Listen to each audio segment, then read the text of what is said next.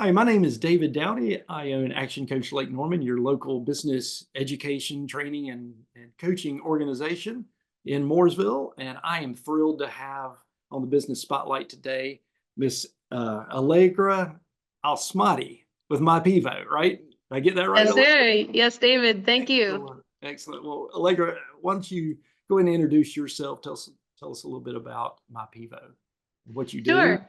Yeah. Sure. My PEVO provides pilot car services slash escort services. It's one and the same, basically. We provide these services to heavy haul companies and manufacturers who need to have oversized loads transported. We also provide route surveys and site surveys, which help determine whether or not a load can safely be transported all the way into delivery site. Sounds like a lot of moving parts. So, Literally. yeah, yeah. So, how long have you been at it? We started in 2020, right in the beginning of the pandemic. So it'll be 5 years in April. Wow. So, I mean, 5 years, congratulations. You've probably heard the statistics. Most businesses fail in the first 5 years. So, if you're in the minority that makes it, yeah, keep up, keep it going, keep it going. So, good grief, what a great time to start right in the midst of COVID. So, Absolutely. Yeah, it was definitely a fresh start. We didn't know anything about the industry when we started, and the pandemic kind of, although it was a scary time, it was a time for, I think, not just us, but a lot of people across the nation, and for a time of reflection of, okay, like, what am I doing with my life? Where do I want it to go? Yeah. It was a shift for a lot of people. A lot of things changed at that time. But okay, so you started back in 2020. If you had to do it all over again, Sure. what might you do different knowing what you know now? Probably choose a different time. Well, it may be, I don't know. Maybe that was a perfect time for you. Well, okay. Here's the thing, like, okay, one thing I can definitely say, I would have done a bit more research into the industry and talked to more people in the industry, especially because it's so niche. So there are a lot of things to learn about it, and you really have to dig deep. You should dig deep for any business, but this one like on top of any other kind of business, it's just something very, very niche and specific Mhm. and difficult to find information on. So this might sound silly, but I definitely would have done more research to come up with a better name. We used Drive With Us. That's our old name, and it Okay. really, like, once we started learning more about the industry, it really, like, didn't make much sense, which is why we changed it to My PEVO. Okay. Yeah, so that's something I would have done differently, but I honestly don't have too much to critique about this because if everything needed to be perfect before we started the business, we would have never started. I mean, at some point, you kind of just have to go.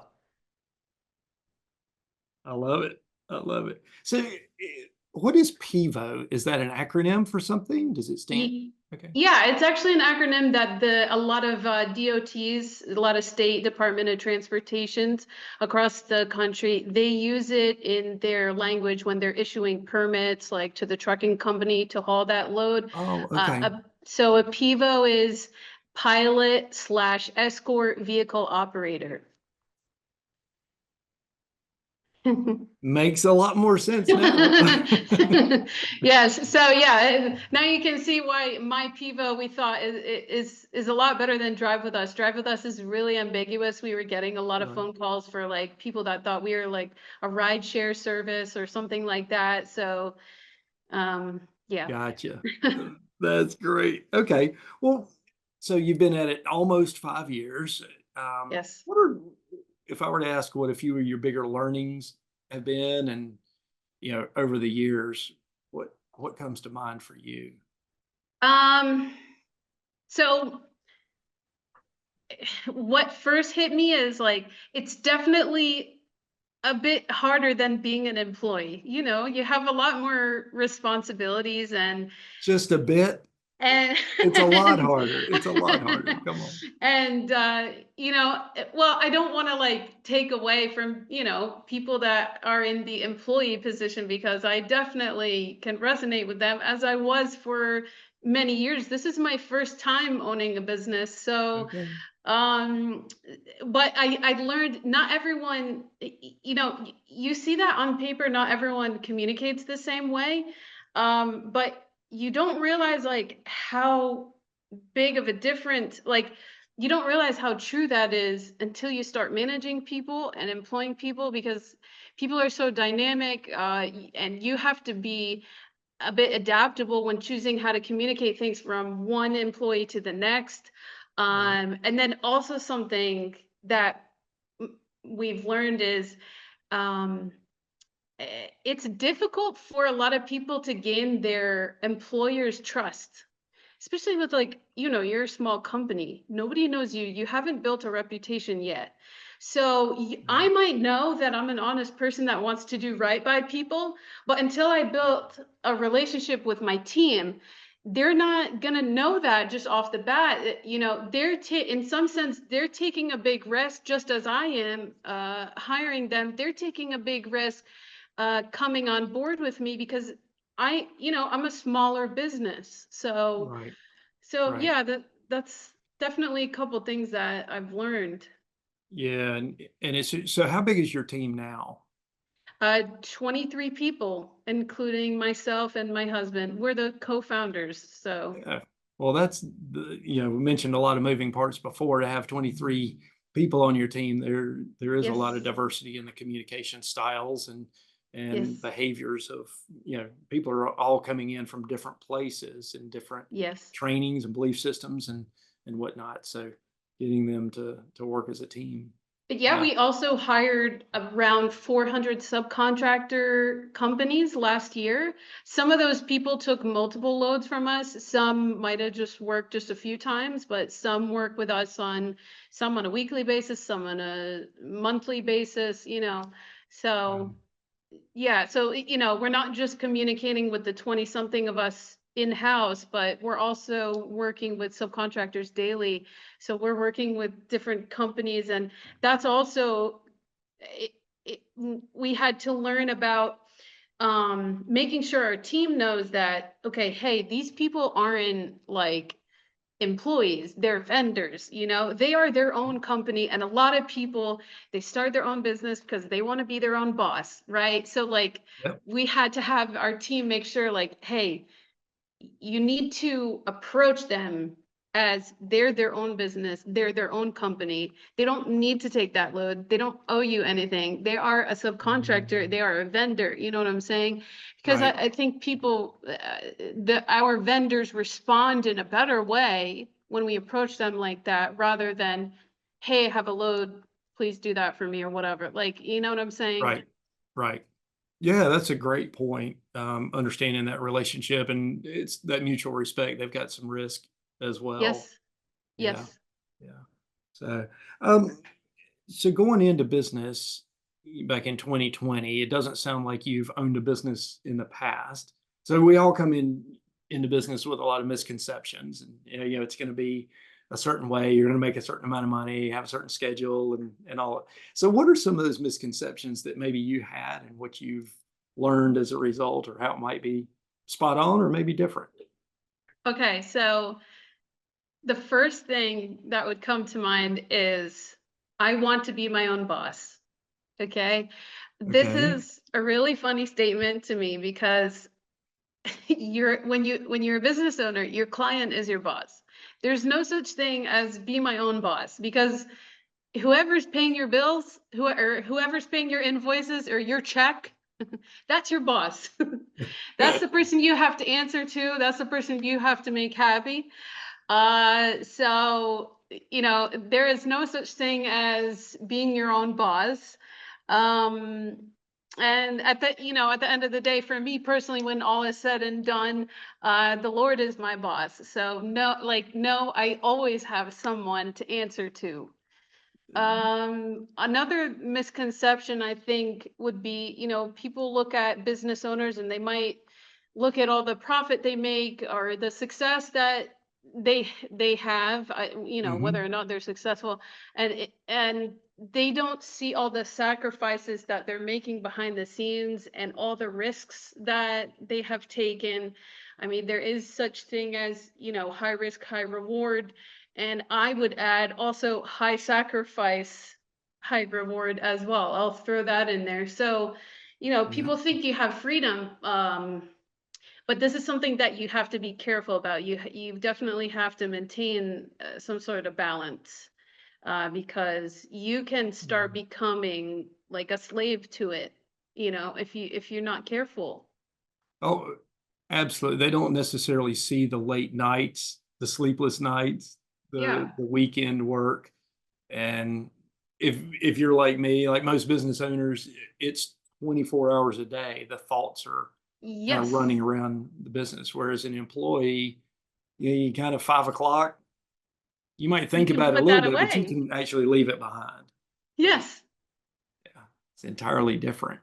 So with the number of employees you've got, the growth you've had over the recent years, what do you attribute your growth to? It sounds like you've got a lot of faith that you put Yeah. into your life and into your business. So, you know, Yeah. love So, that. yeah, there's definitely that. Also, having a positive mindset. When my husband and I started talking about this, and you have to be careful who you talk to your ideas about. You don't want all yes men, because they'll send Right. you to failure. But then you don't want really negative people because they'll also like they won't encourage you to keep going and things like that. I mean, things need to be tested and tried, and you'll there's 100% failure rate when you don't try. So, Mhm. so having a positive mindset definitely, this keeps us going on a daily basis. Commitment that we will make it work until we see results. That was really key when we first started out in the first 2 years. I would say I had told my husband, I said, "Okay, if we're going to start this thing, you have to promise me that every day we will work on this, until we see results. We're not going to give up before seeing any return, on our Yep. investment." So I said, I'm a full believer in like consistency. Like you make those calls every day. Yeah, you'll get 30 no's and then a few yeses. And those yeses could be eh, uh, substantial, super Yes. substantial yeses. So yeah, being really consistent, being adaptable when it comes to the processes that we use to get things done, the software that we use, like the workflows, being adaptable when we've received like criticism that we've seen like a trend in this type of criticism. Hey, why don't you guys do this? And we've seen people mention this to us, we will look into it. Being adaptable with technology, with the Mm. regulations in our industry, with the market changes that reflect the rates, making sure that we have money set aside for hard times. Um, Um, and then humility, we're not the smartest people in the room. And so that helps you grow when you're a bit mm, humble and you allow other people to teach you. right. This helps you grow, and that goes into knowing how, when to delegate your work. At some point, you have to pass these tasks on, or else you can't grow. Mm. And that's really hard. That's really hard. My dad owned a business for 18 years, and I saw him struggle with that a lot. And I see a lot. I have a few other business owner friends. That's one of the hardest things for us too, uh, Mhm. to know how and when to delegate our work. And then I think also something that attributed to our growth is, we had a vision of long-term success. So we were willing to sacrifice and work after hours, as you mentioned. There was no Mhm. quote unquote Netflix and chill for us for a while. You know, there was, yeah, we were all in. We were all in, and we still are, but now we're actually able to take a bit more time for ourselves because we've established ourselves. But you Yeah, know, yeah, you put in the time, and the rewards don't necessarily come in the first year. You know, that's what it exactly. looks like from the outside, but we know the truth that it takes Yeah, longer than that. yeah. Yeah, so I'm curious, was this your husband's idea? Was it your idea, or did you kind of come to this at the same time? Sure. So he heard about it. And when we were sitting around in the pandemic period, we had both been laid off. You know, like I said, it was April. Mm, So, or maybe the end of March, it could have been that we were laid off from our jobs. So it was, you know, fairly quick when things really started heating up and right. looking bleak. Um, we had a few weeks to a month to just reflect and, like, you know, we got stimulus checks from the government. Remember the COVID stimulus checks? And then we got, Yeah. you know, furlough payments, and I got a little bit of unemployment benefits. So we also downsized. We decided to, we don't have children, so it's easiest for us to move around and be flexible with our lives. So Right. we decided at the time, since we had no idea how this could turn out. I mean, that was the beginning of this era. So we were like, okay, let's cut our expenses right away. So we decided to move in with my brother-in-law. He had a three-bedroom house at the time. He was single, so plenty of room for us. We could cut a lot of expense down immediately, save some money, think about what we need to do. He had heard about the pilot car industry, I think like 6 months to a year prior. He had a client come in and mention it. He had never heard of it before. I never heard of it. Then when he brought it up to me, I had remembered, oh yeah, I see those cars with the flags Right. and the oversized load sign. Yeah. But I never, Yep. it's not something that people think about, you know, or talk about. So he brought this up. And I said, okay, you know, we had hustled, like, we had, especially he had side jobs. Like, he would purchase a phone off of Facebook that was broken, and he would repair it, and he would sell it for a few $100s more than what he bought it for. So, like, and that was on top of his regular job. Like, he's always been a hustler.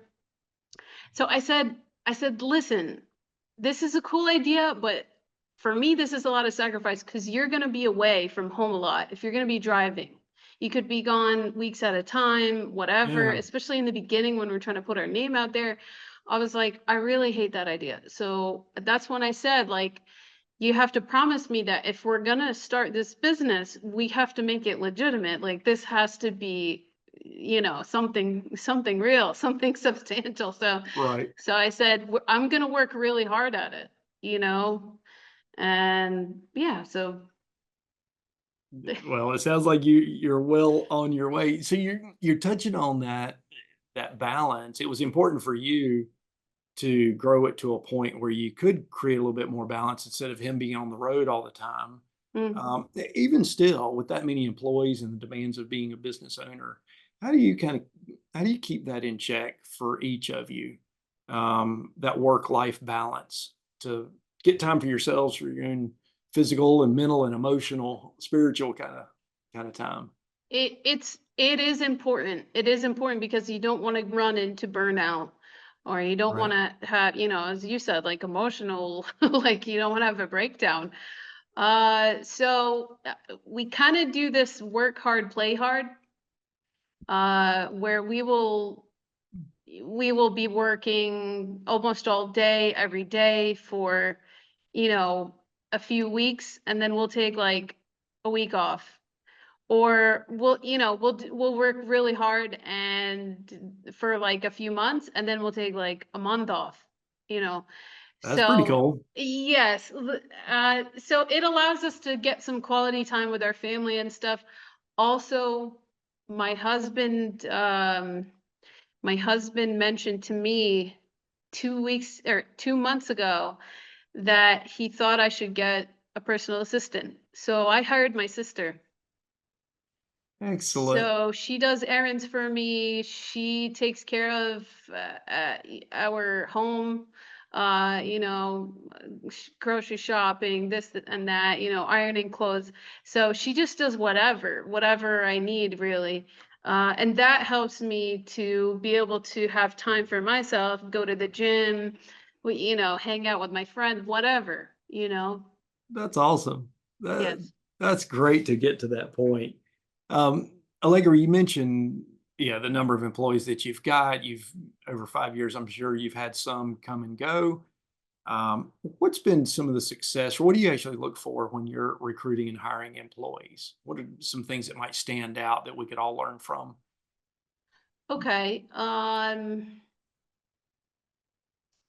When it comes to employees, I think, you know, we still have, as of now, as you said, we have 23 people in the company, some Mhm. full-time, some part-time. We still have some difficulties with knowing exactly what type of person fits each job description. Right. Uh, and this is what we're actively working on this month, is making sure everybody knows what they need to be doing. So not only so that they can get their jobs done, but also so that they can feel like a sense of accomplishment, like, okay, I did what I needed to do today. Right. Because that's motivating in and of itself. But with that being said, we're positive people by nature, so it that helps to build a positive and productive work environment. Uh, the type of I think you need to learn how to put together a team. So, all the employees, every person on the planet has strengths and weaknesses. And so you have to build a team that kind of fits together like puzzle pieces. And they come and they collaborate with their skills and with their experience. And it's good for our employees because, we allow them to have some type of collaboration and input, and they've had a lot of smart ideas and have helped us and contributed a lot with their skills and their experiences outside of working with My PEVO. So people that are adaptable, willing to learn, positive attitude, um, the soft skills Mhm. for us are a bit more important in a lot of ways than just what your resume looks like. Yeah. Yeah. And I mean, if you're working as a team that much and there's that much communication, you absolutely have to be aware of the culture and the way that they interact with each other. Yeah. Very good, very good. Okay, so like, thank you for all this. If you had another word of wisdom, nugget, something you might want to share for the other business owners that'll be watching this and picking up on some of your words, what might you add, if anything at all? Anything else? Sure. I would say delegate, delegate, delegate. Oh, yes. Realize that you are not the standard to which every employee has to measure up to. You are not perfect. No one is perfect. So like asking yourself when you're hiring on new people and say, oh, well, they're not like me, or that person's not like me. You might not be the standard, and you're definitely not the standard for every position, because every position requires different things and you can't be all of those. So, as I mentioned before, building that team that has the puzzle pieces that fits together harmoniously, I think that's super important. Also, as I mentioned in the beginning, if we had to wait until everything was perfect to start the business, we would have never started. Mm, So do the work that needs to be done. Don't think too much about it, especially in the beginning. Like just it does. It'll freeze you. It'll freeze you if you wait. If you say, "Oh no, but I have to have this person. I have to have this person." It's never going to happen then. You have Right. to at some point just say, "Okay, I'm going to jump in. I will take that leap of faith along with that positivity, um, and just hope for the best." Of course, having knowledge and market research and this helps a lot, Right. but at the end of the day, all that research isn't going to be the thing that pushes you to make the decision. At the end of the day, no matter how much research you have, you have to take that jump because you're not going to have all of it. You're never going to Right. have all of it. So, and then I would say if you're somebody looking to grow, you have to be adaptable. If it doesn't work, you need to fix it and you need to move on. There are two quotes that I've been thinking about lately. Nothing changes if nothing changes. Yeah. And if you always do what you've always done, you'll always get what you've always got. Love it. Love it. Yes. Gosh, Allegra. So if somebody wants to reach out, get in touch, learn more, what's the best way they can do that? Sure. Our business line would be 980-580-8855. Okay. You can also, if you want to speak with me directly, my email address is allegra@mypevo.com. We also have a Facebook page. Just look up My PEVO. We have an Instagram page, a LinkedIn page. I'm also on LinkedIn personally. So it's all under My PEVO. Excellent. Well, again, Allegra Al Smadi with My PEVO. Thank you so much for sharing your story and congratulations on the successes you've had. Thank you And so much. look forward to hearing some amazing things in the future from you. All right. Thank Thanks for you. being on the Business Spotlight. Thank you. It was a pleasure, David. I really appreciate you having me on, and I'm looking forward to speaking with anybody who's interested. Excellent. Thanks so much. All right.